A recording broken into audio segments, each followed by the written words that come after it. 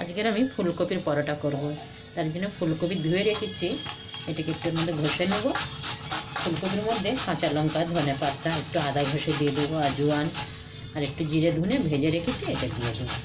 দিয়ে একসাথেই আটাটা মাখবো আমি। একটু নুন দেবো, সাথে একটু বিনুন দিয়ে দেবো। বিনুনটা কিন্তু খুব স্বাদ হয়, ভালো। এখানে আমি আদাটাও ঘষে নিলাম, আদা ঘষে দিয়ে দিলাম। এবার আমি কাঁচা লঙ্কা দিয়ে দিচ্ছি এর মধ্যে, 2-3টে কাঁচা লঙ্কা, ধনে পাতা, এবার একটু আজওয়ান দিয়ে দেবো, ভিজে হাত। চলো, এটা ঘষে দিলাম হাতে। এবার আমি একটু জিরে ধনে পাউডার এটা দিয়ে দেবো, এটা ভেজে গুঁড়ো করে দিচ্ছি। সাথে একটা লাল লঙ্কাও গুঁড়ো করে দিয়েছি, শুকনো লঙ্কাটা খুব ঝাল হবে তাহলে। শীতের সময় তো চটপটা খাবারটাই ভালো হয় বেশি। এবার আমি নুন দিয়ে দিলাম, নুন দিলেই জল ছাড়বে, তো এই জলটা দিয়েই আটাটা মেখে নেবো, আর জল লাগবে না আমার এক্সট্রা আলাদা করে। এটা মাখতে মাখতেই পুরো হয়ে যাবে, জলেই মাখা হয়ে যাবে। এখানে আমার আটা মেখেছি, কিন্তু 2-3 চামচ জলও দিয়েছি, তারপরে গিয়ে ভালো করে মাখা হলো। এবার আমি লিচি বানিয়ে নিয়েছি, এবার আমি বেলে পরোটা করবো।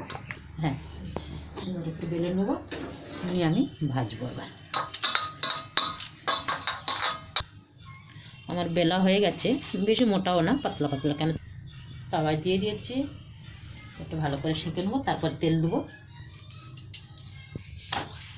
এবার আমি তেল দেবো, তেল দিয়ে ভালো করে ভেজে নিই। এবার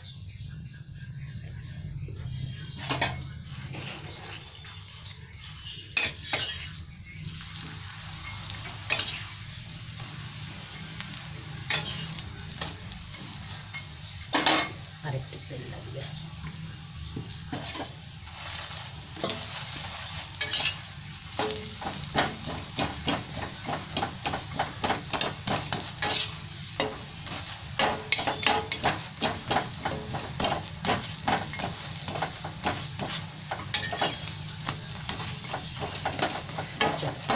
পরোটা হয়ে গেছে, এবার এরকম সবগুলো ভেজে দেবো আমি। আপনাদের যদি এই ফুলকপি পরোটার রেসিপি ভালো লাগে তাহলে অবশ্যই লাইক, সাবস্ক্রাইব, কমেন্ট, শেয়ার অবশ্যই করবেন। ধন্যবাদ।